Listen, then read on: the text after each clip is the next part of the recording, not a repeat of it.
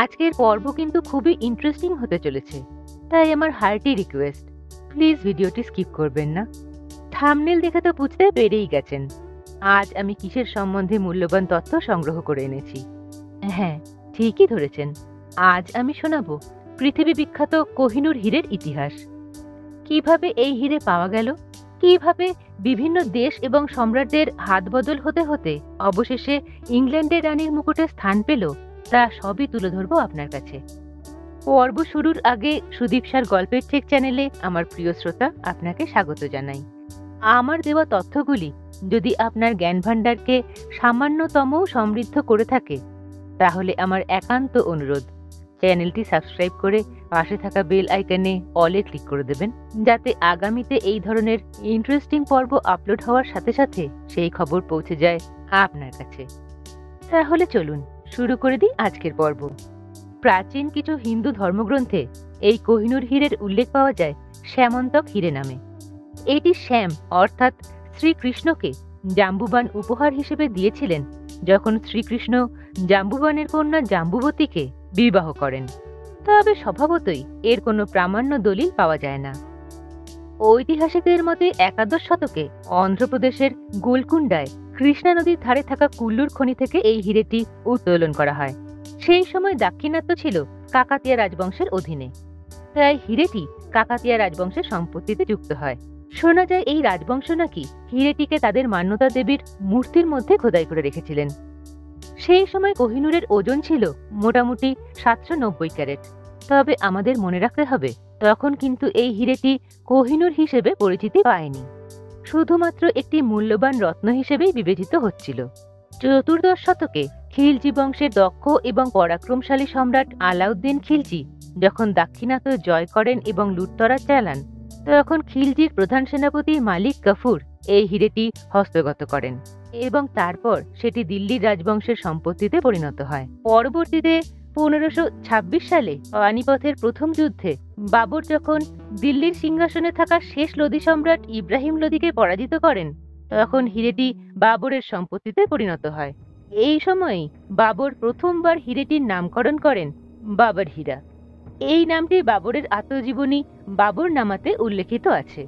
হীরেটির মূল্যাঙ্কন করতে গিয়ে বাবর লিখেছিলেন, এটি যদি বিক্রি করে সঠিক মূল্য পাওয়া যায়, তাহলে সেই পরিমাণ অর্থ দিয়ে পুরো পৃথিবীর জনগণকে 2 দিন খাবার খাওয়ানো যাবে। হীরেটি তখন বংশ পরম্পরায় পরবর্তী সম্রাটদের সম্পত্তিতে পরিণত হতে থাকে। বাবরের মৃত্যুর পরে হুমায়ুন এবং হুমায়ুনের মৃত্যুর পরে শাহজাহান এই হীরেটি লাভ করেন। 1628 সালে শাহজাহান এই হীরেটিকে নিজের অসাধারণ সৃষ্টি ময়ূর সিংহাসন তৈরিতে ব্যবহার করেন। জানা যায় ময়ূর সিংহাসন তৈরি করতে 7 বছর সময় লেগেছিল, 1628 সাল থেকে 1635 সাল, এবং যে পরিমাণ অর্থ খরচ করা হয়েছিল তা দিয়ে নাকি আরও 4টি তাজমহল তৈরি করা যেত, কারণ ময়ূর সিংহাসনে ছিল প্রচুর পরিমাণে মূল্যবান রত্ন। শাহজাহানের পরে আওরঙ্গজেব যখন রাজসিংহাসনে বসেন, তখন ফ্রান্স পর্যটক তাভের্নিয়ার দিল্লিতে এসেছিলেন। তিনি এই হীরেটি দেখে তার ছবি আঁকার ইচ্ছে প্রকাশ করেন। সেই প্রথম হীরেটির ছবি আঁকা হয়। আওরঙ্গজেব হীরেটিকে আরও উজ্জ্বল করার জন্য বর্জিয়া নামক একজন পাথর কাটার কারিগরকে নিয়োগ করেন, কিন্তু বর্জিয়া অসাবধানবশত হীরেটিকে ভেঙে ফেলে এবং 790 ক্যারেট থেকে সেটির ওজন হয়ে দাঁড়ায় মাত্র 186 ক্যারেট। 1739 সালে যখন ধুঁকতে থাকা মুঘল সাম্রাজ্যের রাজসিংহাসনে ছিলেন মুহাম্মদ শাহ, সেই সময় পারস্যের সম্রাট নাদির শাহ দিল্লি আক্রমণ করেন এবং মুঘলদের সমস্ত সম্পত্তি ধনরত্ন লুট করেন, এমনকি ময়ূর সিংহাসনে লুট করেন।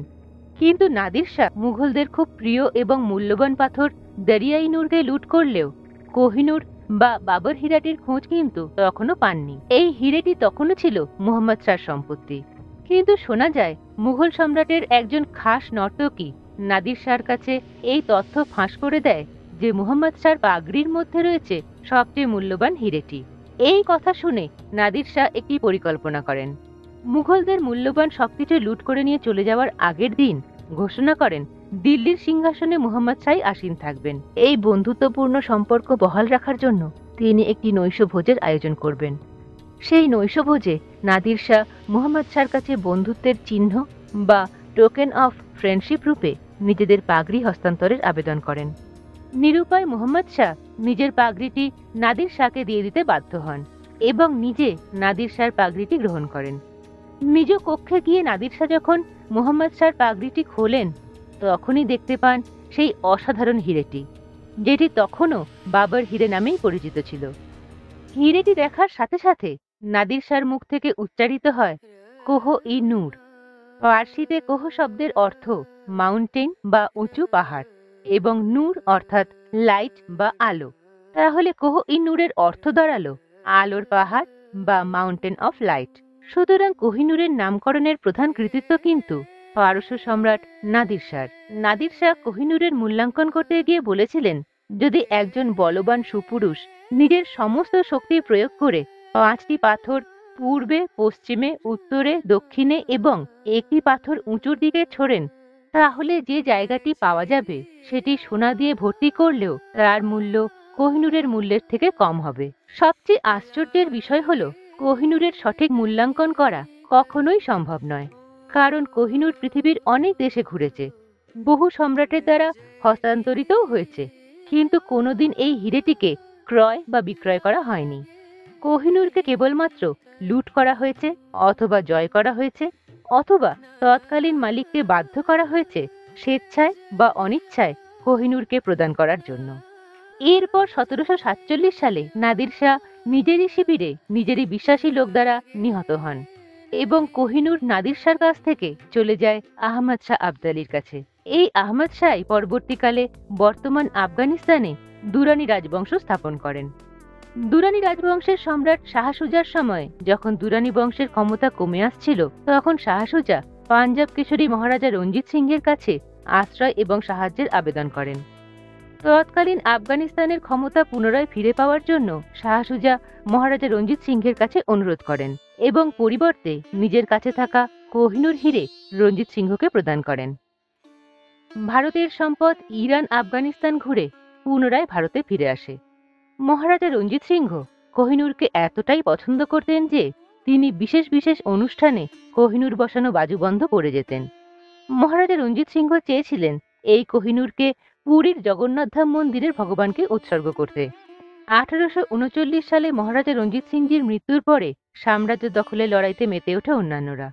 শেষ পর্যন্ত 1843 সালে শিখ সাম্রাজ্যের সিংহাসনে বসেন নাবালক দলীপ সিংজি এবং শাসনভার দেখাশোনা করতেন দলীপ সিংজির মাতা রানী জিন্দন কৌর। সেই সময় দলীপ সিংজির বয়স মাত্র 10 বছর। ততদিনে ইংরেজ ভারত অধিকার করা শুরু করে দিয়েছে। উত্তর ভারতের বেশ কিছু অংশ তখন ইংরেজদের দখলে। শিখ সাম্রাজ্যের ভার তখন মাত্র 10-11 বছর বয়সী একটি বালকের কাঁধে ন্যস্ত। এই সুযোগের সদ্ব্যবহার করে ব্রিটিশরা। পরপর 2 বার ব্রিটিশ শিখ সাম্রাজ্যের সংঘাত ঘটে, যাকে ইতিহাসের পাতায় আমরা অ্যাংলো শিখ ওয়ার বলে জেনে থাকি। 1849 সালে মহারাজ দলীপ সিংজির মাতা রানী জিন্দনকে কারাগারে বন্দী করে দেওয়া হয় এবং নাবালক দলীপ সিংজিকে ব্রিটিশরা 1849 সালের 29 মার্চ ট্রিটি অফ লাহোর চুক্তিতে স্বাক্ষর করায়, যে চুক্তির মাধ্যমে শিখ সাম্রাজ্যের সকল ধনরত্নের সাথে বিশেষ করে কোহিনূর হিরেকে হস্তান্তর করার কথা উল্লেখ করা হয়। তৎকালীন গভর্নর লর্ড ডালহৌসির নেতৃত্বে কোহিনূর হিরে ইংল্যান্ডের রানী ভিক্টোরিয়ার কাছে পাঠানোর ব্যবস্থা করা হয়। এই চুক্তিতে স্বাক্ষর করা ছাড়া নাবালক দলীপ সিংজির আর কোনো উপায় ছিল না। নাবালক দলীপ সিংজিকেও ইংল্যান্ডে পাঠানোর ব্যবস্থা করা হয়। কুইন অফ ইংল্যান্ডের তরফে হেনরি লরেন্স এবং ডক্টর লজেন কোহিনূরকে অফিসিয়ালি অধিকার করেন। এই ডক্টর লজেন ছিলেন ইস্ট ইন্ডিয়া কোম্পানির ব্রিটিশ ট্রেজারির ইনচার্জ। কোহিনূরের সাথে দরিয়া-ই-নূর নামে একটি হিরে এবং তৈমুর কি রুবি, এই দুটি মহামূল্যবান রত্ন ব্রিটিশরা নিয়ে নেয়। ব্রিটিশ গভর্নর লর্ড ডালহৌসি 1850 সালের 6 এপ্রিল তৎকালীন বোম্বে বা বর্তমান মুম্বাই থেকে জলপথে জাহাজের মাধ্যমে গোপনে এই সকল মূল্যবান রত্নগুলি ইংল্যান্ডে পাঠিয়ে দেয়। এই দিনই শেষবারের মতো কোহিনূর নিজের দেশ ভারত থেকে বিদেশে চলে যায়। 29 জুন জাহাজটি ব্রিটেনে পৌঁছায়। 3রা জুলাই 1850 সালে কোহিনূর আনুষ্ঠানিকভাবে রানী ভিক্টোরিয়ার কাছে অর্পণ করা হয়। দিনটি ছিল একটি বিশেষ দিন, ইস্ট ইন্ডিয়া কোম্পানির 250তম বার্ষিকী। 1851 সালে লন্ডনের হাইড পার্কে দ্য গ্রেট এক্সিবিশনে কোহিনূরকে জনসমক্ষে পেশ করা হয়। পাথরটিকে রাখা ছিল একটি আধুনিক নিরাপদ সোনালী পাখির খাঁচায়। কিন্তু সাদা একটি বড় হিরে সর্বসাধারণকে সেভাবে খুশি করতে পারল না। ইংল্যান্ডের পাঞ্চ ম্যাগাজিন কোহ-ই-নূর অর্থাৎ মাউন্টেন অফ লাইটকে মাউন্টেন অফ ডার্কনেস বলে কৌতুক করে। তখন মহারানী ভিক্টোরিয়ার স্বামী প্রিন্স অ্যালবার্ট হীরাটিকে কেটে পালিশ করার জন্য বিখ্যাত ডাচ কোম্পানিকে দায়িত্ব দেন। 1852 সালের 17 জুলাই থেকে 38 দিন ধরে চলে এই হিরে কাটা এবং পালিশের কাজ।